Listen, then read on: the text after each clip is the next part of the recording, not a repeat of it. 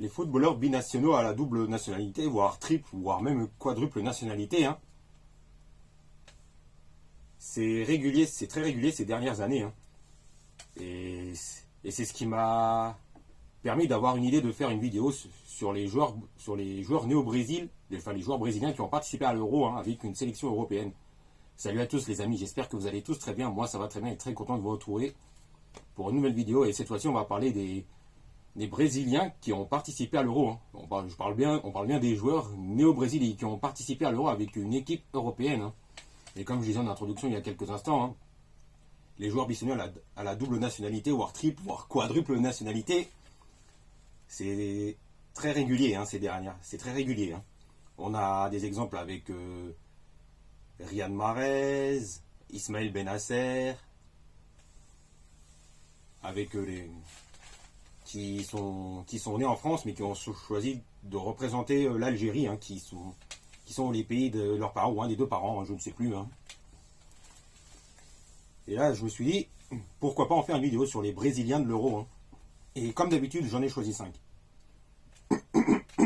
Excusez-moi. Et juste avant de démarrer, hein, n'hésite pas à t'abonner et cliquer sur la petite cloche pour être informé de la sortie des prochaines vidéos, car ça aide beaucoup à continuer à faire grandir la chaîne. Et c'est très important. Et aussi, n'hésite pas à me suivre sur mes réseaux sociaux, Facebook, YouTube, Instagram, X, alias Twitter. Et cette fois-ci, c'est parti, ça démarre. Et premier joueur brésilien qui a participé à l'Euro avec que j'ai choisi, c'est Deco. Hein. Et comme vous le savez sans doute hein, Deco, ça parle aux anciens comme moi. Hein. Et Deco s'est fait connaître il y a 20 ans hein, en Ligue des Champions avec le FC Porto où il a participé, où il a contribué à la superbe saison du FC Porto en 2004. D'ailleurs, il y a quelques jours, j'avais consacré une vidéo sur le parcours historique du FC Porto qui a remporté la Ligue des Champions en 2004. Et n'hésitez pas à aller voir la vidéo si vous ne l'avez pas encore vue. Hein. Deco est né au Brésil et il se fait connaître dans le championnat portugais avec le FC Porto hein, et aussi notamment en Ligue des Champions où il contribue au grand succès du FC Porto hein, jusqu'au bout. Et Deco permet à lui seul d'éliminer l'Olympique Lyonnais en quart de finale, le Deportivo La Coruña en demi-finale et participe grandement à la victoire finale du FC Porto hein, en Ligue des Champions en 2004 en remportant la finale face à l'AS Monaco. Et quelques mois plus tard, Deco va participer à l'Euro 2004 chez lui avec le Portugal, chez lui à domicile du coup. Hein.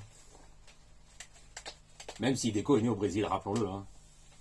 Et après, Deco participe à l'excellent parcours du Portugal en 2004 où même s'il y a cette défaite lors du match inaugural face aux futurs champions d'Europe grec, Deco hein, va participer grandement à l'excellent parcours des Portugais hein, jusqu'en finale à domicile et où on a tous en mémoire l'énorme séance de tir au but lors des quarts de finale entre le Portugal et l'Angleterre où excusez-moi, où le gardien Ricardo enlève ses gants et nous sort une séance de tir au but vraiment exceptionnelle. Hein.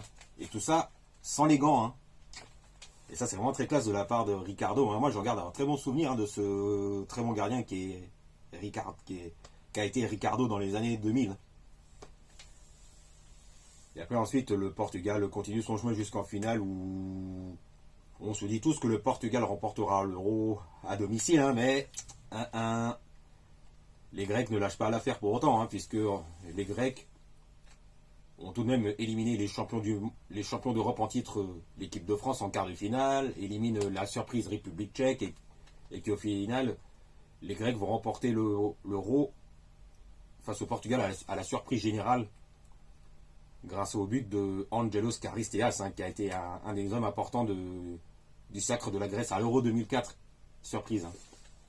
Et ensuite, Deco, 2 ans plus tard, va remporter la Ligue des Champions, cette fois-ci avec le Barça, et participe à la Coupe du Monde 2006 en Allemagne avec le Portugal. On l'a tous en mémoire. Où le Portugal va finir premier de son groupe. Et en huitième de finale, on a ce cas huitième de finale entre le Portugal et les Pays-Bas où on a eu 10 cartons jaunes et 4 cartons rouges. Et ce qui fait que ce huitième de finale était vraiment avec comme surnom, hein, et toujours surnommé la bataille de Nuremberg entre guillemets, hein, puisque les huitièmes de finale entre Portugais et Néerlandais avait lieu à Nuremberg, hein. Et pour la petite et l'anecdote, je sais pas si on peut dire ça comme ça, c'est que Deco participe à ce huitième de finale et se fait expulser, hein. Il fait partie des joueurs qui ont pris carton rouge, hein. Il y en a eu 4 dans ce huitième de finale, hein. Et pour la petite histoire, c'est son coéquipier en club au Barça, Giovanni Van Bronckhorst, qui prend aussi un carton rouge dans le même match, hein. Ce qui fait que Deco et Van Bronckhorst, qui ont remporté la Ligue des Champions avec le Barça quelques semaines plus tôt, prennent un carton rouge dans le même match, hein. Ça, c'est pour la petite anecdote, on peut appeler ça comme ça, hein. Après, le Portugal continue son chemin jusqu'en demi-finale du mondial allemand où là, les Portugais ne pourront rien y faire, hein. Deco et ses coéquipiers portugais ne pourront rien y faire face à l'équipe de France des Barthez, Thuram, Zidane, Henry, les champions du monde 98, hein, qui sont toujours là à ce moment-là. Et après, autre joueur que j'ai choisi, brésilien que j'ai choisi d'en parler, qui a participé à l'Euro avec une équipe européenne, bah c'est Marcos Senna, hein. Oui, oui. Marcos Senna, hein, est né au Brésil en 76, hein, si j'ai bonne mémoire, ou 77, je sais plus, hein. Et Marcos Senna se fait connaître avec le club de Villarreal où il emmène le sous-marin jaune jusqu'en demi-finale de la Ligue des Champions en 2006, hein. Et quelques semaines plus tard, hein, en 2006, la même année, hein, Marcos Senna participe à l'Euro avec l'Espagne, hein, car c'est dans ce championnat qu'il s'est fait connaître avec Villarreal, hein. Et Marcos Senna va devenir un élément. Marcos Senna participe à la Coupe du Monde 2006 en Allemagne avec l'Espagne, où au milieu de terrain, à son poste, il y a de la concurrence avec Xabi Alonso, Xavi, Iniesta, Fabregas, etc., etc., hein. Mais là, en huitième de finale, face à la grande équipe de France de Barthez, Thuram, Vieira, Zidane, Henry, Trezeguet, l'Espagne ne peut rien y faire, hein, face à la grande équipe de France, hein, où Zidane élimine l'Espagne, hein, quasiment à lui tout seul, hein, en huitième de finale, hein. Mais c'est en 2008 que, lors de l'Euro, que Marcos Senna va être un élément important, hein, du sacre de l'Espagne à l'Euro, hein, puisque Marcos Senna va devenir un élément important au milieu de terrain, hein, où il est vraiment très efficace, vraiment très très bon au poste de numéro 6, hein. Même s'il y a toujours la concurrence avec tous ces grands milieux de terrain espagnols, hein. Marcos Senna est celui qui tire son épingle du jeu, hein, et qui va devenir un élément important où il va grandement participer au sacre de l'Espagne à l'Euro 2008, hein. Et du coup, hein, Marcos Senna, né au Brésil, remporte l'Euro 2008 avec l'Espagne. Après, autre joueur brésilien qui a participé à l'Euro, c'est la légende portugaise Pepe, hein. Ouais, on connaît le palmarès de Pepe, hein, énorme comme ça, hein. Avec Pepe qui a remporté de nombreuses Ligues des Champions avec le Real Madrid, de nombreux championnats espagnols, etc., etc., hein. Et Pepe participe déjà dans un premier temps à la Coupe du Monde, à la Coupe du Monde 2010 en Afrique du Sud avec le Portugal. Là, ce sera compliqué. L'Euro 2012, pareil, ce sera compliqué. Et à la Coupe du Monde 2014 au Brésil, pareil, là, ça va être compliqué, hein, mais c'est lors de l'Euro 2016 que Pepe va connaître sans doute sa meilleure année, hein, sa meilleure saison, hein, puisque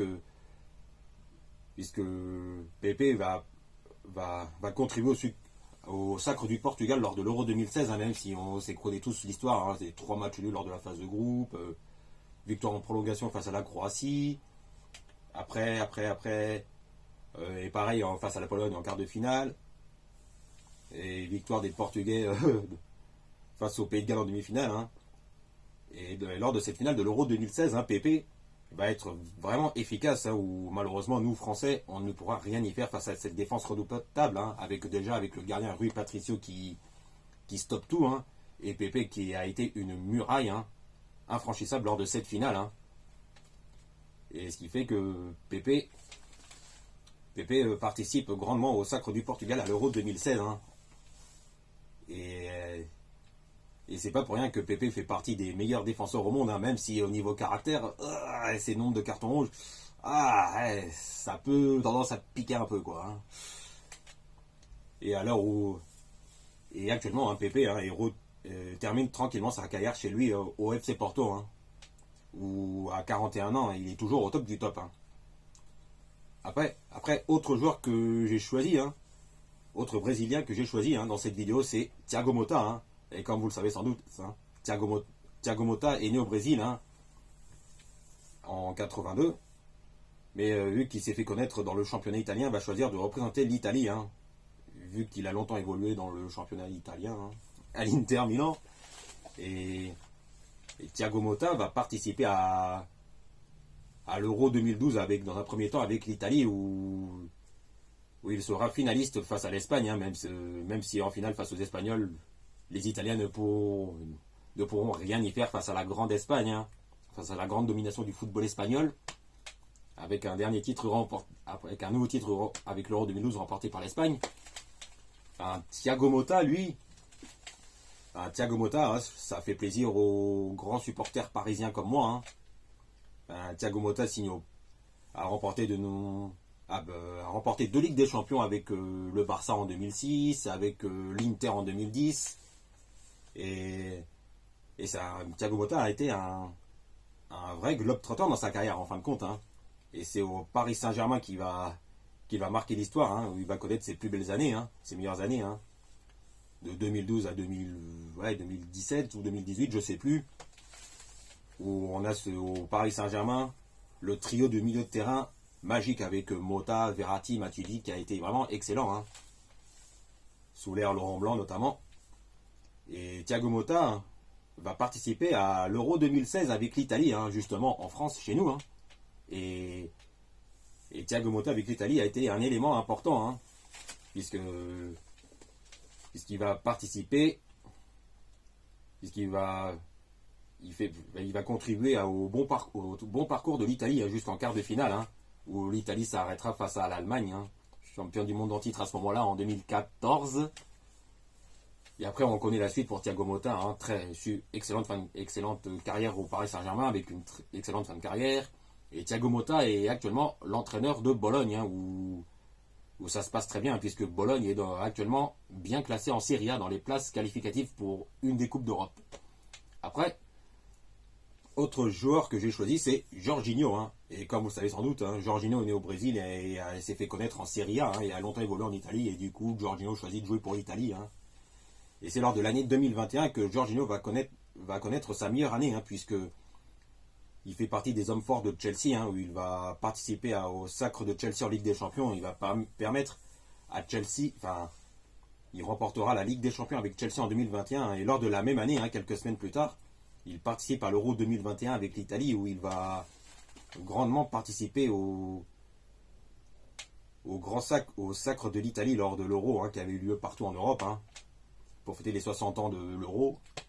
Et Jorginho va être un élément très important avec l'équipe d'Italie, avec au trio du milieu de terrain avec Barella et Verratti. Et Jorginho, j'en garde, c'est vraiment très très bon. Ça a été vraiment très très bon en 2021, en remportant la Ligue des Champions avec Chelsea et en remportant l'Euro 2021 avec l'Italie. Et là, c'est clairement le Jorginho qui aurait dû avoir le Ballon d'Or en 2021. Mais bon, quand t'as Messi qui remporte la Copa América en 2000 la même année, avec l'Argentine pour la première fois de sa carrière, un trophée avec l'Argentine. Voilà quoi.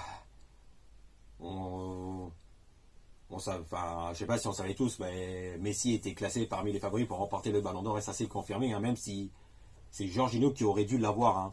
Et on peut même penser à Lewandowski la même année, mais bon, ça c'est une autre histoire. Voilà, je crois que c'est tout pour aujourd'hui. J'ai choisi, et comme prévu, j'ai bel et bien choisi 5 joueurs, même si j'aurais pu en choisir plus. Et je pense notamment à Raphaël Toloi, lui aussi champion d'Europe avec l'Italie, avec Jorginho justement. Et ça m'a fait plaisir du coup de faire cette vidéo avec vous. Et à l'heure chaude de cette vidéo, on est jeudi matin. Et comme d'habitude, on se retrouve très vite pour parler de football et de catch.